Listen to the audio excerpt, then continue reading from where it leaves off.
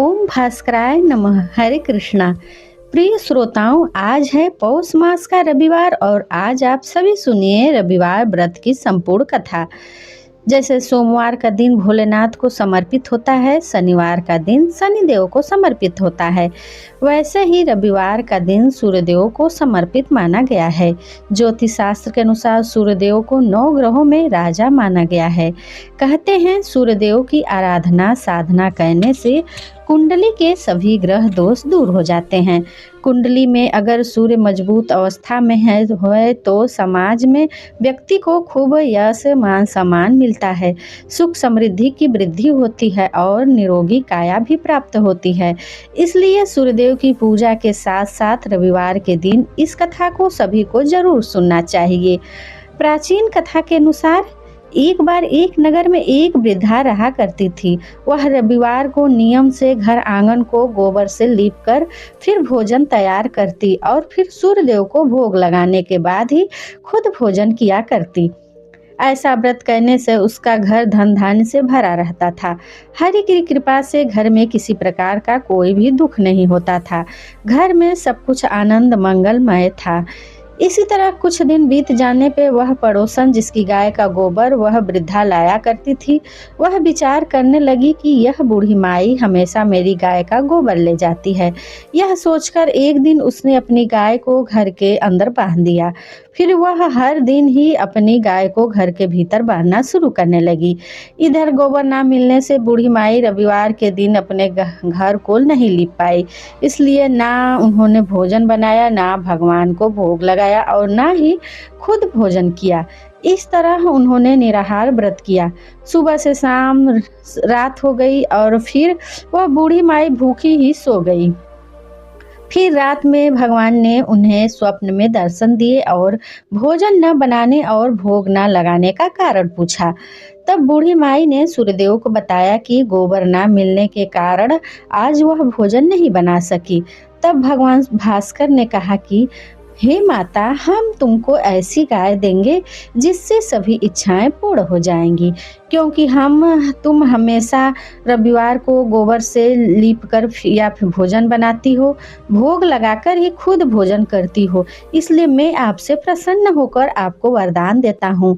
तब सपने में भगवान का यह वरदान पाकर जब बूढ़ी माई की आंखें खुली तो देखा कि आंगन में तो एक बहुत सुंदर गाय और बछड़ा बंधे हुए हैं। गाय और बछड़े को देखकर वह खुश हो गई और घर के बाहर बांधकर उन्हें खाने को चारा डालने लगी।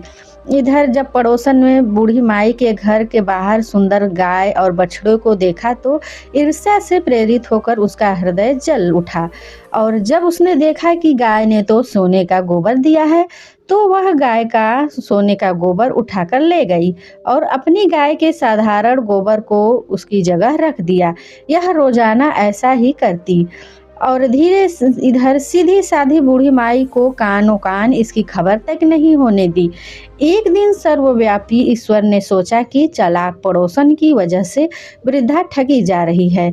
तब एक शाम उन्होंने अपनी माया के बड़े जोर की आंधी ला दी। आंधी के डर से वृद्धा ने अपनी गाय को घर के भीतर बांध दिया। जब गाय ने गोबर दिया तो वह हैरान रह गई।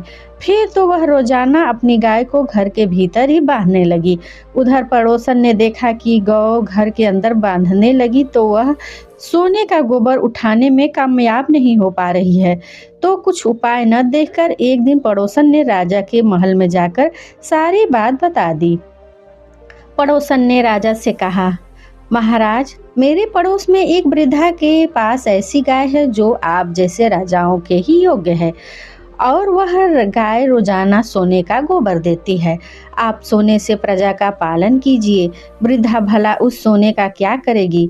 राजा ने यह बात सुनी तो सुनकर अपने दूतों को वृद्धा के घर जाकर गाय लाने की आज्ञा दी। वृद्धा सुबह सुबह ईश्वर को भोग लगाकर भोजन ग्रहण करने जा रही थी। तभी राजा के सेवक गाय खोलकर ले गए। यह देखकर वह बहुत रोई चिल्लाई, लेकिन कर्मचारियों ने एक ना सुनी। उस दिन फिर वृद्धा गाय के वियोग में भोजन न कर पाई और रात को रोते रोते वह भगवान से गाय को पुनः पाने की प्रार्थना करती रही। वहीं दूसरी ओर राजा गाय को देखकर बहुत प्रसन्न हुआ और सुबह जैसे ही वह उठा तो सारा महल गोबर से भरा दिखाई दिया। राजा यह देखकर घबरा गया। भगवान ने रात में राजा को स्वप्न कहा, हे राजा, गाय वृद्धा को लौटा देने में ही तुम्हारी भलाई है। रविवार के व्रत से प्रसन्न होकर मैंने उस वृद्धा को यह गाय दी थी। सुबह होते ही राजा ने वृद्धा को बुलाकर बहुत सारा धन देकर सम्मान सहित गाय और बछड़ा उसे वापस कर दिया। इसके साथ ही पड़ोसन को बुलाकर उचित दंड भी दिया। ऐसा करने से राजा के महल की गंदगी दूर हो गई और उस दिन राजा ने नगरवासियों को आदेश दिया कि अपनी समस्त कामनाओं की पूर्ति के लिए वे सभी रविवार का व्रत रखा करें। और जब प्रजा ने रविवार व्रत का पालन करके कथा का श्रवण किया तो उन सभी के घर में सुख समृद्धि धन के भंडार भर गए। ऐसी है रविवार व्रत की महिमा। एक बार की बात है, एक राजा था और एक रानी थी। उनके पास सिपाही, रथ, घोड़े, दास दासियां सब कुछ था। नहीं था तो सिर्फ उनकी संतान, और यही दुख उन्हें हमेशा सताता था। संतानहीन होने के कारण राजा और रानी बड़े दुखी रहा करते थे। संतान प्राप्त करने के लिए उन्होंने हर तरह का दान, धर्म, धार्मिक अनुष्ठान, मंत्र जाप, पूजा पाठ, हवन इत्यादि किया, लेकिन कोई फायदा नहीं हुआ। तब धीरे धीरे समय बीतने लगा और राजा और रानी बूढ़े होने लगे। बुढ़ापे की ओर बढ़ते हुए तो होता क्या है कि दोनों ही एक दिन गहरी सोच में पड़ गए। वे दोनों सोच में पड़ गए और कहने लगे कि अब हमारे इतने बड़े राज्य का क्या होगा, हमारे इस राज्य का वारिस कौन होगा, कौन लोग हमारी प्रजा की जिम्मेदारी करेंगे। राजा रानी दिन रात इसी चिंता में घुलने लगे और चिंता के मारे उन्हें खाने पीने की सुध भी नहीं रहती थी। एक दिन सुबह हुई तो क्या देखा कि राजा के दरबार में एक साधु आया। तब दासी ने रानी को सूचना भिजवाई। रानी ने सुना कि तो दासी से कहने लगी, हे दासी, यह सब मेरा अंतिम दान धर्म है। इसके बाद मैं अब अपने हाथों से कोई दान धर्म नहीं करूंगी। दासी को ऐसा कहकर रानी चावल से भरा हुआ छाछ हाथ में लेकर बाहर आई और साधु की झोली में डालने के लिए आगे बढ़ी तो उसके चेहरे पर छाया हुआ दुख साधु की दृष्टि में आ गया। साधु महाराज ने उससे पूछा, रानी क्या हुआ, आप इतनी दुखी और उदास क्यों लग रही हैं? तब रानी साधु को सारी बात बताती है और मारे दुख के रोने लगती है। रानी की आप बीती सुनकर साधु महाराज कुछ पल के लिए गंभीर हो गए और फिर कहने लगे, आप चिंता मत कीजिए रानी, आपकी संतान की इच्छा शीघ्र पूर्ण हो जाएगी। जल्द ही आपकी कोख से एक पुत्र जन्म लेगा, लेकिन मात्र 14 वर्ष तक ही वह आप लोगों को मिलेगा। इसके आगे वह इस मित्र लोक में रह नहीं पाएगा। इससे बढ़कर आपको कुछ भी देना मेरे लिए संभव नहीं है।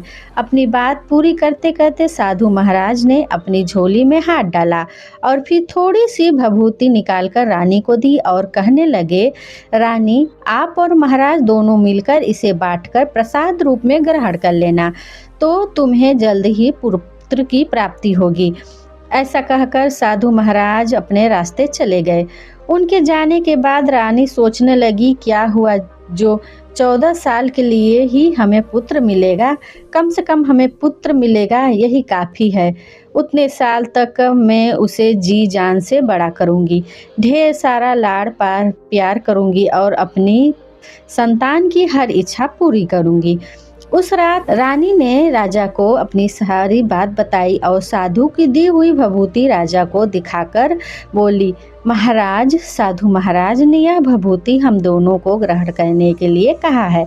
महाराज बोले, इतना दान धर्म किया, तब जब तक किया कोई फल तब नहीं मिला, तो भला अब इस भभूति में हमें संतान कैसे मिल सकती है?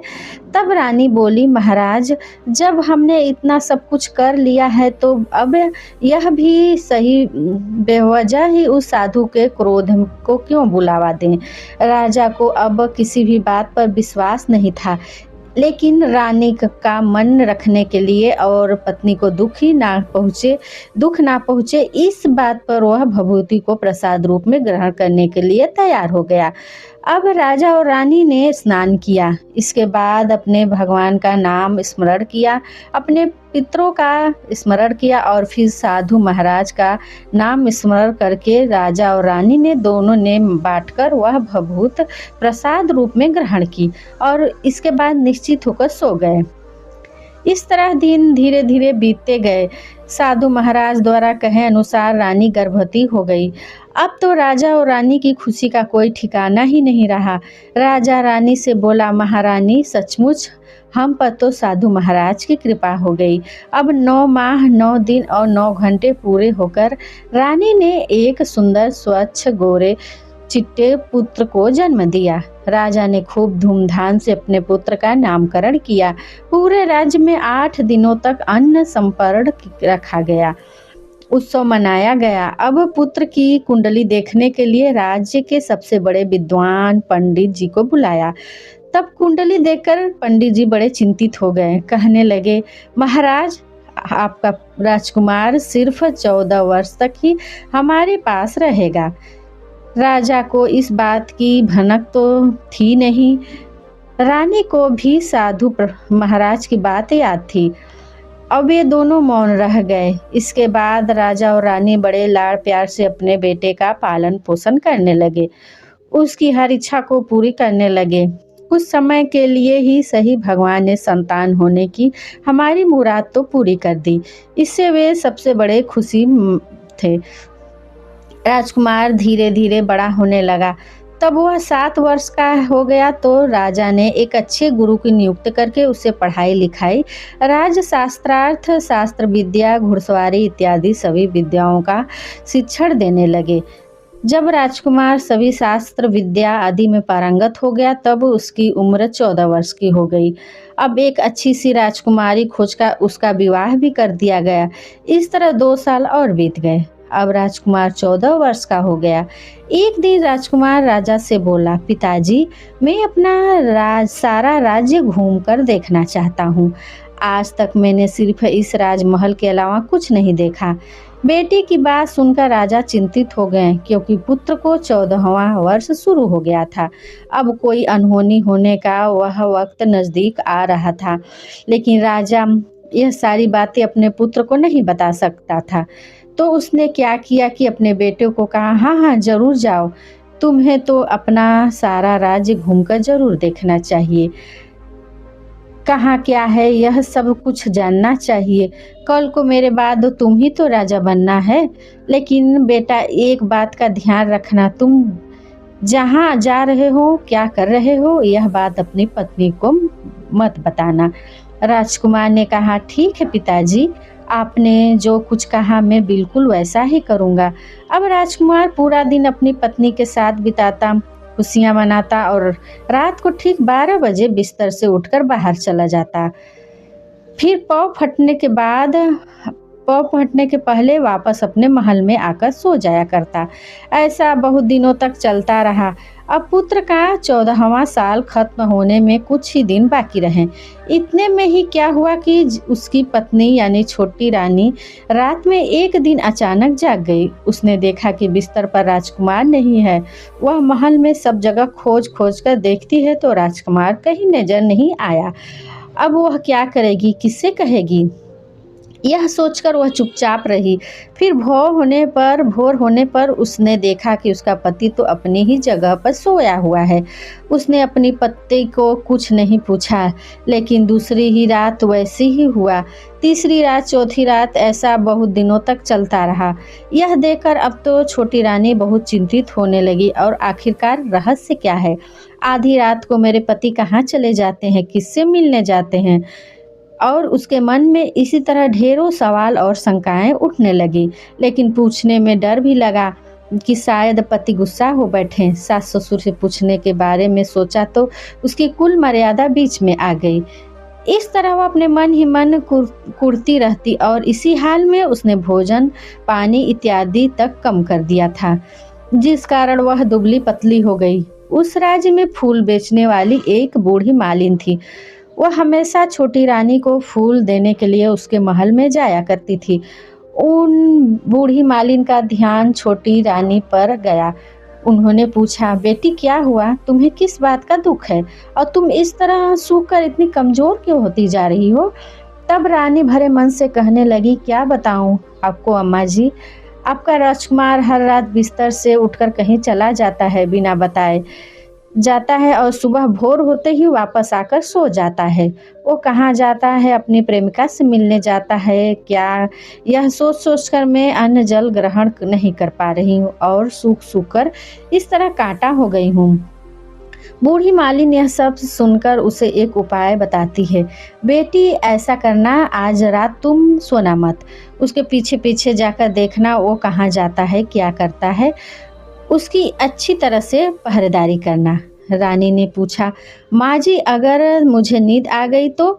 तुम्हें नींद ना आए इसके लिए तुम एक काम करना, अपने बाएं हाथ की उंगली में एक चीरा लगाना, उस पर थोड़ी सी मिर्ची छिड़कना, इससे तुम्हें बहुत जलन होगी और उस पीड़ा से तुम्हें रात भर नींद नहीं आएगी।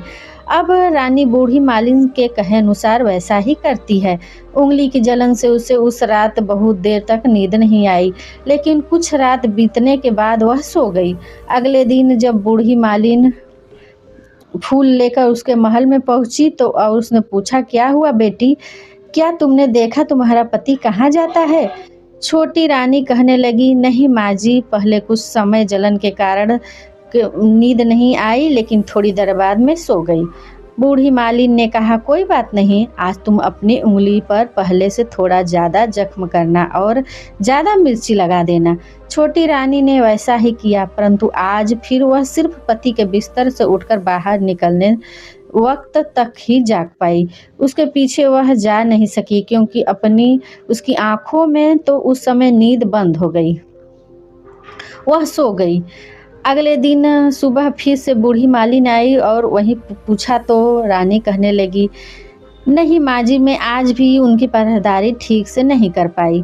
बूढ़ी मालिन ने कहा, रोना नहीं बेटा, सब कुछ ठीक हो जाएगा। आज रात तुम जख्म और बड़ा करना और उस पर और ज़्यादा मिर्ची छिड़कना और एक और काम करना बेटी, वो जब जाने के लिए निकले तो उसका रास्ता रोक लेना। बूढ़ी मालिन ने रानी को वैसा बताया था, उसने वैसा ही किया। आज रात उसे नींद नहीं आई।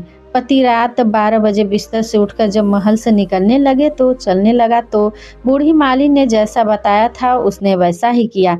दौड़कर अपने पति का रास्ता रोकने लगी और बोली, कहाँ जा रहे हो? किससे मिलने जा रहे हो, मुझे बताओ।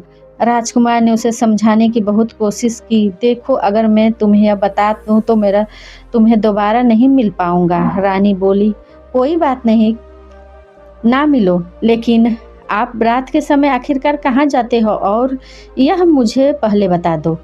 राजकुमार निरुत्तर हो गया। पत्नी के जिद के आगे उसकी एक न चली। ठीक उसी समय उसका 14वां साल खत्म हो गया। 15वां साल लगने वाला था। जो होता है वह हो जाने दो। अब वह सोचने लगा और फिर कुछ चावल मंत्रों से सिद्ध अपने पत्नी को देकर कहने लगा, रानी, इन चावलों के दानों को अपने दोनों हाथों की मुट्ठी में पकड़ लेना। पहले दाएं हाथ से पकड़े चावल मेरे ऊपर फेंकना, मैं कौन हूँ तुम्हें पता चल जाएगा। बाद में बाएं हाथ के पकड़े चावल मेरे ऊपर फेंकना, मैं जैसा था तुम्हें वापस मिल जाऊंगा। लेकिन अगर तुम बाएं हाथ के चावल मेरे ऊपर फेंकना भूल गई तो मैं तुम्हें फिर वापस नहीं मिल पाऊंगा। तब रानी ने बड़ी बेतारी से उत्तर दिया, नहीं भूलूंगी। रानी बड़े आत्मविश्वास के साथ कहकर दाएं हाथ के में पकड़े चावल पति के ऊपर फेंक देती है तो राजकुमार एकदम एक विशाल घोड़ा बन गया। एकदम उम्दा, सफेद, गर्दन पर लंबी आयाल। देखते ही देखते वह तेजी से दौड़ने लगा। रानी उस सफेद घोड़े को देखकर एकदम हैरान रह गई और पति ने बाएं हाथ के चावल अपने ऊपर फेंकने की जो बात कही थी वह भूल गई। उसकी आंखों के आगे सामने एक सफेद घोड़ा महल के बाहर निकलकर कहीं चला गया। घोड़ा जो महल के बाहर गया वह वापस नहीं आया। अब तो रानी को बड़ा पश्चाताप हुआ और वह खुद को कोसने लगी। लेकिन अब उसका कोई फायदा नहीं हुआ। राजकुमार अब वापस नहीं आने वाला था। इधर सुबह होते ही होते महाराज और महारानी को सारी बात पता चल गई। उन्हें बड़ा दुख हुआ। वे मारे दुख के बिस्तर पर पड़ गए और राह देखने लगी कि एक दिन उनका बेटा वापस जरूर आएगा। इस तरह दुख में धीरे धीरे 1 महीना बीता, 2 महीने बीते, 3 महीने बीते, आखिर 6 महीने पूरे हुए राजकुमार का, लेकिन कहीं कोई अता पता नहीं था। प्रधान राजकुमार को पकड़ने के लिए राज्य के गांव-गांव सिपाही भेजता, लेकिन कहीं भी उन्हें राजकुमार के होने की कोई सूचना नहीं मिलती। इधर रानी और अपनी हट के आ गए, पति गायब हो गया था। यह सोचकर अपने आप को ही वह मन मन कोसने लगे और उसने प्रतिज्ञा की कि चाहे कुछ भी हो जाए, वह अपने पति को ढूंढकर वापस जरूर ले आएगी। एक दिन वह सुबह सुबह उठकर अपने सास ससुर के महल में गई और कहने लगी कि मैं अपने पति की खोज में जा रही हूँ। महाराज और महारानी को क्या चाहिए था? कुछ भी करके उनका तो बेटा वापस होना चाहिए। वे बहू को जाने की अनुमति देकर बोली, बेटी तुम्हें जो चाहे वो करना, जहाँ चाहे जहाँ वहाँ जाओ, लेकिन हमारे बेटे को वापस ले आओ। भगवान तुम्हें सफलता दे। अब रानी ने अपना भेष बदलकर एक सेठानी का रूप धारण कर लिया। कुछ दास दासियों को लेकर वह नौकरों को भी साथ में लिया और सामान साथ में रखा और राज्य की सीमा पर जाकर वहां एक भोजनालय खोल दिया और वहां आने जाने वाले सब यात्रियों को खाना मुफ्त में देने लगी। लेकिन साथ ही साथ एक शर्त भी रखती, खाने वालों को उसकी देखी कोई अजीब चीज उसकी मालकिन को यानी छोटी रानी को बतानी पड़ेगी। तो वहां आने वाला हर नागरिक अपनी तरफ से मैंने यह देखा, मैंने वह देखा, ऐसा कहकर वहां से मुफ्त भोजन करके चला जाता था। परंतु रानी को जो बात चाहिए थी अब तक उसको नहीं मिली थी। धीरे धीरे कुछ दिन ऐसे ही बीत गए। इधर कुछ दिनों के बाद क्या हुआ कि रानी के महल में फूल लेकर जाने वाली बूढ़ी मालिन के एक बेटा और बहू थे। उसका एक छोटा बेटा भी था, यानी बूढ़ी माई का एक पोता था। तो बेटा और बहू सुबह काम के लिए निकलते और पोते को संभालने की जिम्मेदारी बूढ़ी मालिन पर ही रहती। बूढ़ी मालिन दिन भर पोते को संभालती थी। उन बूढ़ी मालिन को पान खाने की आदत थी, तो उन्हें उस दिन पान लगाने के लिए चूना चाहिए था। वह उसे तैयार करने के लिए कुछ सीपियां लेकर आईं। उन सीपियों को भूनने के लिए गोबर के कंडे चाहिए थे। कंडे इकट्ठा करने के लिए वह बांस की टोकरी लेकर चरवाहे के मैदान में गई। वहाँ बहुत सारे कंडे यानी गोबर के उपले थे। उन्हें जमा करते करते उन्हें घर आने में अंधेरा हो गया। इधर शाम होते ही काम से वापस बेटा बहू जब घर पर पहुंचा तो उन्होंने देखा कि उनका छोटा बेटा घर पर एकदम अकेला है और रो रहा है। यह देखकर वे दोनों गुस्से से आग बबूला हो गए। इतने में ही बूढ़ी मालिन भी घर पर पहुंच गई। बेटे ने पूछा, पोते को घर पर अकेला छोड़कर कहाँ गई थी माँ? बूढ़ी मालिन बताने लगी, मैं तो गोबर के कंडे इकट्ठे करने गई थी। तब बेटा बोला, दोबारा बच्चे को अकेला घर पर छोड़कर आप कहीं नहीं जाएंगी। बूढ़ी मालिन कहने लगी, नहीं बेटा, फिर कभी ऐसा नहीं करूंगी। लेकिन इसके बाद दूसरे ही दिन बूढ़ी मालिन यह बात भूल गई और फिर चरवाहे के मैदान पर कंडे इकट्ठा करने के लिए चली गई। शाम को जब बेटा बहू काम से वापस लौटे तो उन्होंने देखा कि आज फिर बच्चा घर पर अकेला है और रो रहा है। अब तो बूढ़ी मालिन के बेटों की सहनशक्ति खत्म होने लगी और बूढ़ी मालिन के वापस आने पर उन्हें घर से निकाल दिया। बूढ़ी मालिन रात भर घर के बाहर अंधेरे में बैठी रही और सुबह होते ही हाथ में टोकरी लेकर कंडे इकट्ठा करने के लिए निकल गई। उस दिन उस पर कंडे इकट्ठे करने का मानो पागलपन ही सवार था। कंडे इकट्ठा करते करते जब अंधेरा हो गया उसे पता ही नहीं चला और जब ध्यान आया तो गांव का रास्ता भी ठीक तरह से उसे नहीं दिखाई दे रहा था। तब वह अंधेरे में आंखें फाड़ फाड़ कर देखती देखती किसी तरह आगे निकल गई। आगे निकली तो एक कपिला गाय छन छन की आवाज करते गले की घंटी बजाते ठुमक ठुमक कर उस मैदान पर आ गई। उसे देखकर बूढ़ी मालिन सोचने लगी कि इस गाय के पीछे पीछे जाऊंगी तो गांव तक जरूर पहुंच जाएंगी। तब बूढ़ी मालिन उसी गाय के पीछे पीछे जाने लगी। अब वह गाय मैदान से लेकर एक-एक करके ऐसे ही वह 6 मैदान पार करती है। आखिरकार वह 7वें मैदान पर पहुँच गई। वहाँ पर एक बड़ा-सा पत्थर रखा हुआ था। गाय उसी पत्थर पर जाकर अपना सींग मारती है। सींग जोर से मारा तो वह पत्थर टूट गया और पाताल के नीचे जाने की सीढ़ियाँ दिखाई देने लगी। तब वह गाय उसी सीढ़ियों से नीचे जाने लगी। बूढ़ी मालिन यह सब देखती रही और झट से जाकर गाय की पूँछ को पकड़ लिया। पूँछ पकड़कर वह भी गाय के साथ-साथ नीचे पाताल में पहुँच गई। पाताल में पहुँचते ही तुरंत गाय की पूँछ छोड़ दी और इधर-उधर देखने लगी। वहीं पर बूढ़ी मालिन ने देखा कि पाताल में तो सब जगह जगमगाहट थी, दिए जल रहे थे। तेज रोशनी गाय के ऊपर पड़ी और वह अद्भुत घटनाएँ होने लगी वहाँ पर। गाय के नीचे जाते ही उसके गले में अपने आप साल पड़ गई और छम-छम करके कोई दुधारी में से गाय का दूध दोहने लगा। लेकिन जो कोई भी वह काम कर रहा था वो यहाँ दिखाई नहीं दिया। यह देखकर बूढ़ी माई बहुत घबरा गई। मैं कहाँ जाकर फँस गई हूँ। यह सोचने लगी यहाँ वहाँ छिपने के लिए कोई जगह हो। ढूंढने लगी लेकिन कोई जगह नहीं मिली। हर तरफ तो उजाला ही उजाला था। इस तरह वह चुपचाप एक कोने में खड़ी हो गई और जो कुछ भी सामने हो रहा था उसे चुपचाप बिना आवाज किए देखने लगी। कुछ समय के बाद वहां पर झट से एक सफेद घोड़ा आया। वहां पर 2 कुंड थे। उसमें से एक कुंड में उस घोड़े ने छलांग लगाई और ऊपर आ गया। अब उसे राजकुमार का रूप प्राप्त हो गया। वह घोड़ा राजकुमार में बदल गया। राजकुमार बनने के बाद उसने अब दूसरे कुंड के पानी में स्नान किया। वहां रखे नए वस्त्र पहने। नजदीक ही एक सुंदर पलंग था, उसी पर जाकर वह बैठ गया। उसके सामने अपने आप 5 तरह के पकवान की थाली आ गई। दूध का एक गिलास आ गया, 5 सुपारी भी आ गई। उसके सामने एक दीपक जलता रहा। राजकुमार ने भरपेट खाना खाया, दूध पिया, 5 सुपारी खाया और बिस्तर पर लेट जाने से पहले सूर्यदेव का स्मरण करके सामने चलते हुए दीपक से पूछा, दिए दिए दीपक, मेरे माता पिता क्या कर रहे हैं, बताए वो जरा। तो दिया बताने लगा, अभी तो आपके माता पिता शोक में डूबे हुए हैं, अपने बेटे के शोक में डूबे हुए हैं।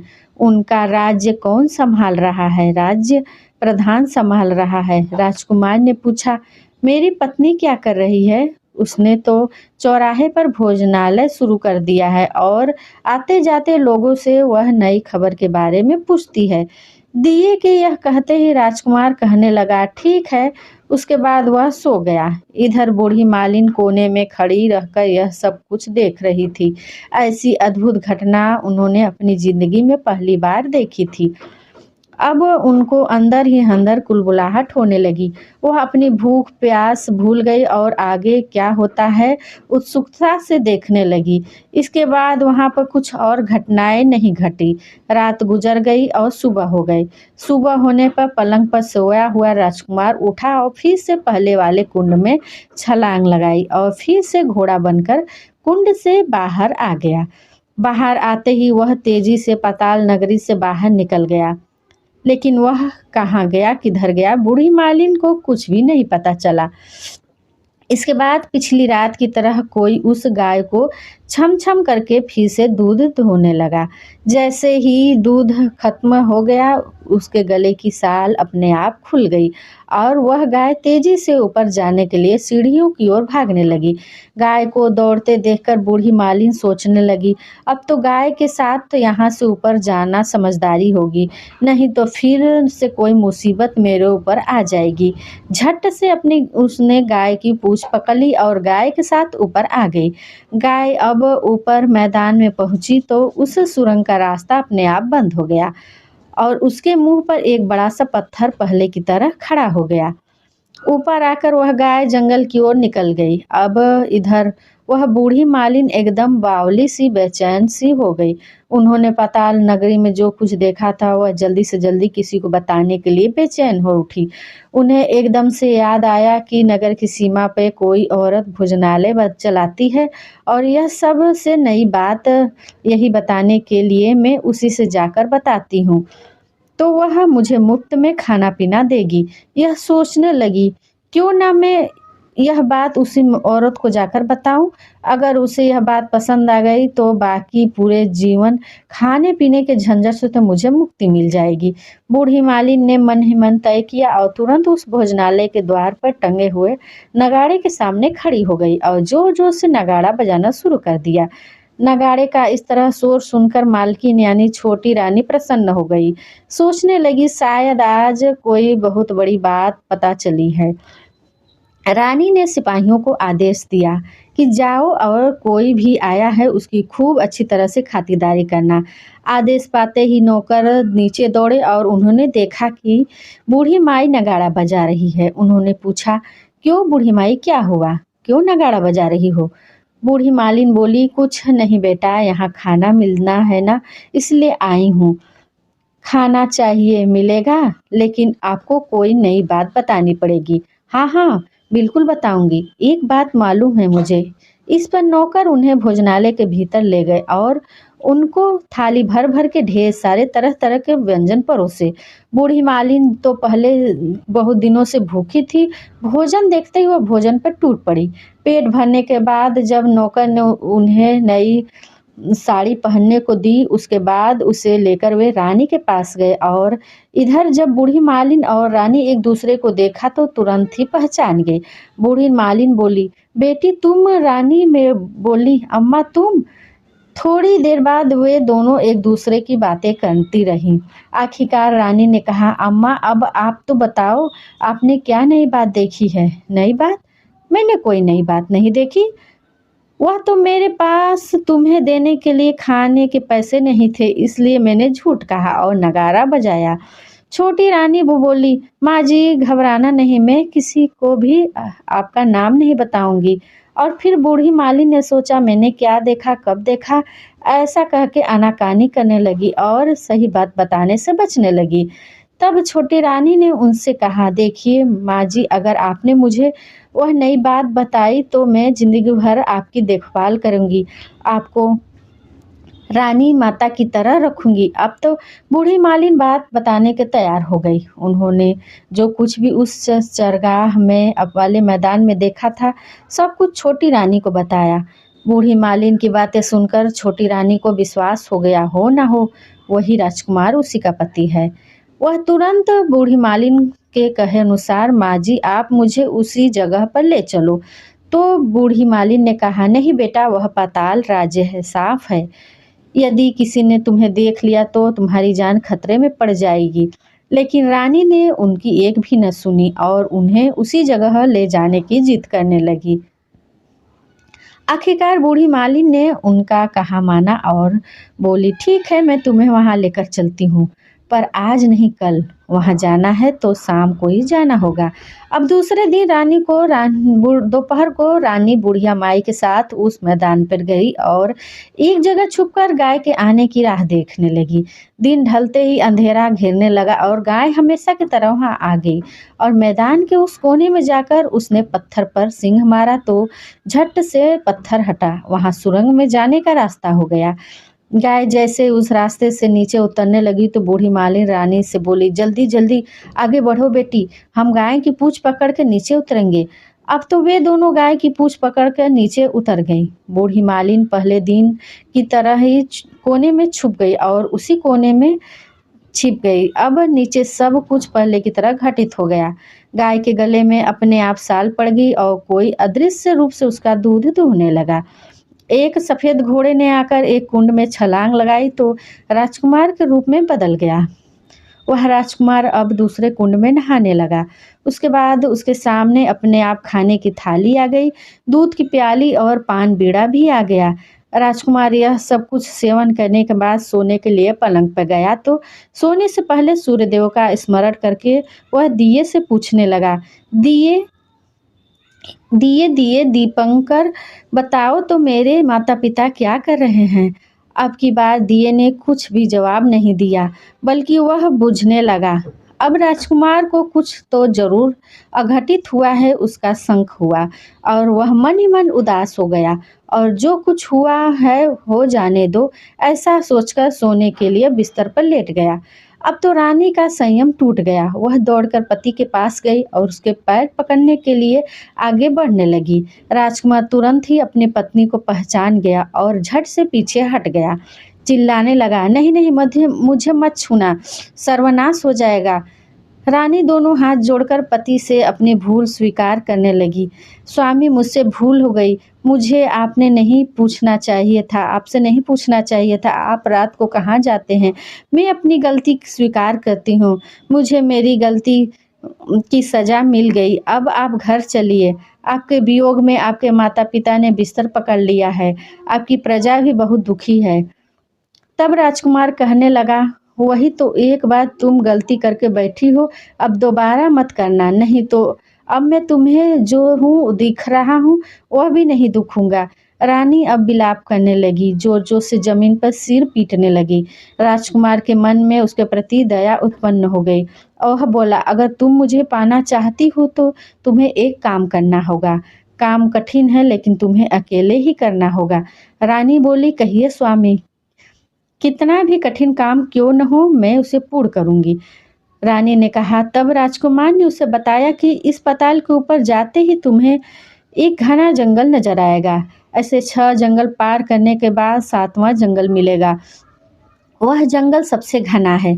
उस जंगल में बीचों बीच एक पीपल का पेड़ है। उसके आसपास की जगह पत्ते, फटे, जटाएं, कटाएं इत्यादि से ढकी हुई हैं। वहाँ जंगली जानवर धमाचौकड़ी करते हैं। तुम उन सबको भगाकर वह जगह साफ कर देना। उसकी गोबर से लिपाई करके पवित्र बनाना, रंगोली से सजाना। उसके बाद वहाँ धूप, दीप, कपूर, अगरबत्ती जलाना, फूल, कुमकुम से पेड़ के तने की पूजा करना, दूध दही से बने चावल का भोग लगाना। यह सब तुम्हें दोपहर को 12 बजने से पहले करना है। 12 बजने के बाद तुम्हें उस जगह पर बैठकर सूर्य भगवान का ध्यान करना है। ठीक 12 बजे सूर्य भगवान का रथ वहां उतरेगा और वे यह सब देखकर प्रसन्न हो जाएंगे और कहेंगे कि जिस किसी ने यह सब किया है मैं उसे मनवांछित फल दूंगा। अब तुम उनके सामने जाकर उनके रथ का दाहिना घोड़ा मांगना, मैं तुम्हें मिल जाऊंगा। इतनी बात कहकर राजकुमार अपने पलंग पर जाकर वापस सो गया और छोटी रानी सवेरा होने की राह देखने लगी। सवेरा होते ही वह बूढ़ी मालिन के साथ गाय की पूंछ पकड़ पहले की तरह ऊपर आ गई। ऊपर आने के बाद वह बूढ़ी मालिन से बोली, माँ जी, मैं अब अकेले ही आगे जाऊंगी, आप भोजनालय वापस जाओ। वह जंगल में जाकर राजकुमार की बताई जगह ढूंढने लगी और स्वयं अपने आप वह सब जगह साफ कर दी। इसके बाद राजकुमार ने जैसे बताया था वैसे वैसे लिपाई पोताई करके वापस आ गई। अगले दिन सवेरा होने से पाँव फटने के पहले वह उठी और जंगल में उसी जगह जा पहुंची। वहां जाकर इत्र, गुलाब का जल छिड़ककर वहां की जगह सुगंधित की। धूप, अगरबत्ती, दीप, कपूर आदि जलाकर उसे पवित्र किया। पूजा की सारी सामग्री वहां रखकर वह सूर्य भगवान का ध्यान करके बैठ गई। जैसा कि पति ने बताया था कि दोपहर को ठीक 12 बजे सूर्य भगवान का रथ उस पीपल के पेड़ पर आकर रुका है। सूर्य भगवान ने जब रथ के नीचे देखा तो सुगंधित वातावरण देखकर वे प्रसन्न हो उठे। फिर बोले, जिस किसी ने यह काम किया है वह यहाँ आकर मुझसे कुछ भी मांगना चाहता है मांग ले। रानी ने यह सब शब्द सुने तो वह तो बिना समय गवाए वह दौड़कर उनके सामने आ गई और सूर्य देव को कहा, हे बोली, भगवान, ओ मैं ही हूँ, मैंने यह सब साफ की। अच्छा तो तुम्हें जो चाहिए वह मांगे। भगवान, मुझे आपके रथ का दाहिना घोड़ा चाहिए। सूर्य भगवान बोले, नहीं नहीं, मैं तुम्हें और कुछ भी दे सकता हूँ लेकिन यह घोड़ा तुम्हें नहीं दे सकता। मेरे रथ के 12 घोड़े हैं, तुम चाहो तो कोई और घोड़ा मांग लो, लेकिन वह दाहिना घोड़ा यह भी तो तुम्हें नहीं दे सकता। लेकिन छोटी रानी ने एक भी नहीं सुनी। वह सूर्यदेव से एक ही बात कह रही थी, सूर्यदेव, मुझे तो बस दाहिना घोड़ा दे दीजिए, नहीं तो मैं आपके पैरों में गिरकर अपने प्राण त्याग दूंगी। अब तो सूर्यदेव बड़े भारी धर्म संकट में पड़ गए। उन्होंने वचन दिया, अब अपने वचन से पलट भी नहीं सकते थे। ठीक है, दे दिया तुम्हें घोड़ा। सूर्यदेव ने कहा और फिर एक बात और भी कही, देखो मैंने तुम्हें घोड़ा दे दिया लेकिन वो तुम्हें यहाँ नहीं मिलेगा, तुम्हें उसे पताल में जाकर लाना होगा। रानी बोली, पाताल में ही क्या क्यों भगवान, मैं उन्हें पाने के लिए कहीं भी जा सकती हूँ। रानी को वचन देकर सूर्यदेव अपने मार्ग चले गए। इधर रानी जंगल से वापस अपने भोजनालय में गई और फिर वह बूढ़ी माई को लेकर उस मैदान पर आ गई। जल्दी ही शाम को हो गई। शाम होते ही वह गाय आई और फिर उसने सींग मारकर सुरंग का पत्थर हटाया और नीचे उतरने लगी। रानी और बूढ़ी मालिन एक बार फिर से जल्दी जल्दी उस गाय की पूंछ पकड़ नीचे उतर गई। नीचे पाताल में सारी घटनाएं पहले की तरह घटने लगी। घोड़े का एक कुंड में नहाकर राजपुत्र बन गया।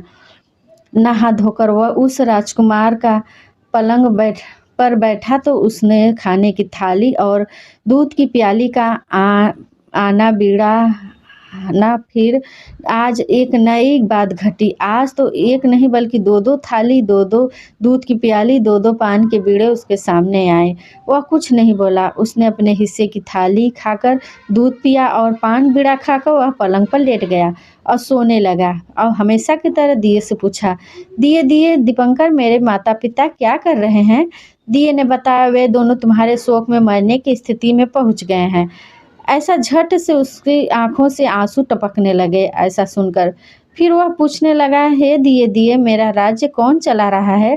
तुम्हारा राज्य प्रधान चला रहा है और वह सब कुछ हड़प चुका है और वह प्रजा का बहुत अत्याचार कर रहा है। राजकुमार यह सुनकर क्रोध में आ गया। वह मारे क्रोध की अपनी मुट्ठी भींचने लगा। फिर उसने पूछा, दिए दिए दीपंकर, मेरी पत्नी क्या कर रही है?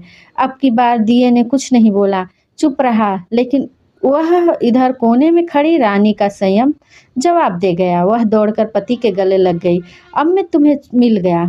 राजकुमार बोला, सच कहते हो? अब आप फिर से घोड़ा तो नहीं बनोगे ना?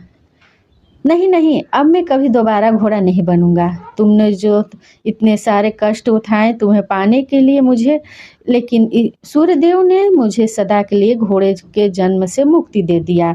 राजकुमार ने बड़े प्रेम से अपनी पत्नी को गले लगाया। उसके आंसू पोंछे। कुछ देर के बाद भोर हो गई। हमेशा की तरह गाय की साकल टूटकर वह गाय भूलोक पर जाने लगी। तब रानी, राजकुमार और बूढ़ी मालिन उसकी पूंछ पकड़कर ऊपर आ गए। ऊपर जाने पर वे सीधे भोजनालय में पहुंचे। वहां का सब सामान लोगों में बांट दिया और उसको ताला लगाकर अपने राज्य में वापस लौट आए। राजकुमार वापस आता है और उसके तेवर देखकर प्रधान घबरा गया। राजकुमार ने उसे बंदी बनाकर कैद खाने में डलवा दिया और राज्य की बागडोर अपने हाथ में ले ली। उसके बाद वह अपने माता पिता से मिलने उनके महल में गया। तब राजकुमार ने क्या देखा कि उसके माता पिता तो उसके शोक में अस्थिपंजर बन गए हैं, लेकिन पुत्र को वापस आया देखकर मरणासन हालत में भी राजा रानी की आंखों के आंसू बहने लगे। इन दोनों ने अपने पुत्र को गले लगाया, उसे प्यार से सहलाया। इतना होने के बाद उनकी सेहत एकदम से सुधार होने लगा। वे दोनों अब बिस्तर से उठकर बैठ गए। पुत्र को आशीर्वाद देने लगे। राजकुमार के आने की सूचना तुरंत राजमहल में फैल गई। प्रजा खुशी से फूले नहीं समा रही थी। प्रजाजन राजमहल के सामने इकट्ठे हो गए। राजकुमार ने भी उन्हें दर्शन दिया और आज से कोई भी दुख नहीं पहुंचाएगा ऐसा वचन दिया। अब राजा अपने पुत्र का राज्याभिषेक करके उसे सिंहासन पर बैठाने लगे और बहू को महारानी का दर्जा दे दिया और स्वयं अपनी पत्नी के साथ भगवान के ध्यान में लग गए। इस तरह उनके दिन खुशी से बीतने लगा। महाराज बना राजकुमार अच्छी तरह से राज्य चलाने लगा और अपनी पत्नी के साथ सुख शांति से जीवन बिताने लगा। अब बूढ़ी मालिन को रानी ने अपने कहे अनुसार अपने पास ही रख लिया और उनकी अच्छी तरह से देखभाल करने लगी।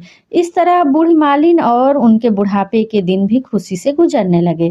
कथा समाप्त। प्रेम से बोलिए सूर्य नारायण भगवान की जय।